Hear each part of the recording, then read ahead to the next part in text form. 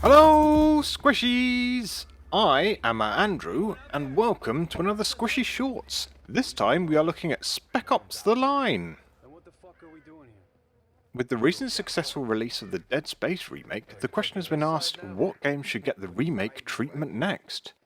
For me, there are only two answers to this question. Number one, a full remake of Dark Forces 2 Jedi Knight in Unreal Engine 5, completely remaking the cutscenes shot for shot in-engine so that the game can smoothly transition from gameplay to cutscenes. My god, it would be beautiful. Number two is this game.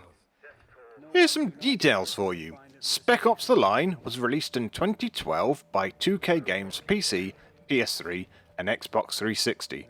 The game was developed by Jaeger. It is a third-person cover-based shooter set in a version of Dubai ravaged by sandstorms. The game sold poorly and is considered a commercial failure. But what is it about?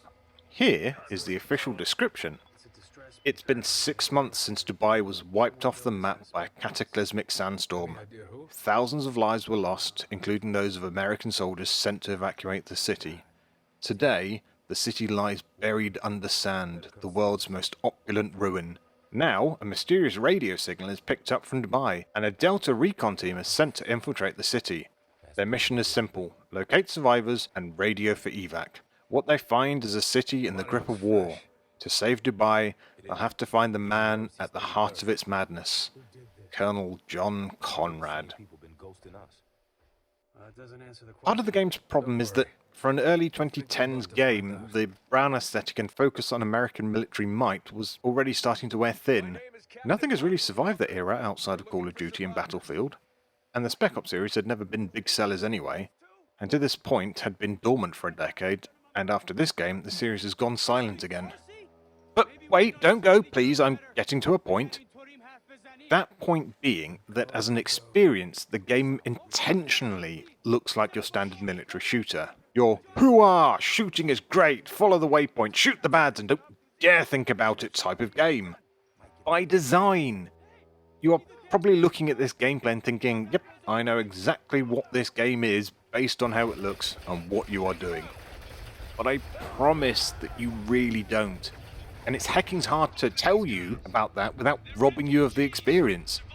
Which was also the problem that the marketing people had, having to sell the game on the least interesting facet of the story. The marketing, and even this video, is selling you the game on a lie. The game is not what it appears at face value, that military engagements can go wrong and spiral, that mistakes can happen, and what that can do to someone or the people who have to follow orders that they don't believe in. And your journey as a player is fraught with conflicts as you, as the one in charge, perform actions you are expected to feel in doubt about the glorification of war and violence for entertainment. The game does not shy away from this either, with one famous and horrific sequence coming early in the game and serving as a tipping point for the narrative. And in a genre that is so routinely shoot and don't think, a stark reminder that wars affect many lives and not just the people fighting. Were the game made now, or remade now, I think that there would be allowed a greater emphasis and exploration of those themes. Game narrators have come a long way and they would maybe be afforded the opportunity to delve deeper into their inspirations. The game has many influences, but I think the greatest being Joseph Conrad's Heart of Darkness. You see what they did with the description before? A book which itself was the basis for Francis Ford Coppola's Apocalypse Now. But surely, Andrew, you say, if the game has this strong story, why wouldn't it have sold more gooder? Okay, well, you're right, and despite people like me trying to spread the news about the game through word of mouth, it never really caught on. And the truth is that for all its narrative aspirations, the gameplay is average. It's not bad, but it's not great. It's in that awkward spot in the middle where sometimes you're playing and it feels really good, and then the next thing you are stuck against a waist-high wall and you're screaming at the player character for not moving. Crucially, this would also be the aspect that could so easily be refined in a remake, utilising modern gameplay mechanics to improve the experience. The game does feature some neat touches though. In particular, there is some interactivity in the world where you can shoot out environmental elements to change the play area, shooting barriers or glass holding back sand for example. The visual dynamics of Dubai covered in sand is unique to the game and really unlike other games at the time or since. So why should you play Spec Ops: The Line? Mostly it's because of my belief that the game will surprise you.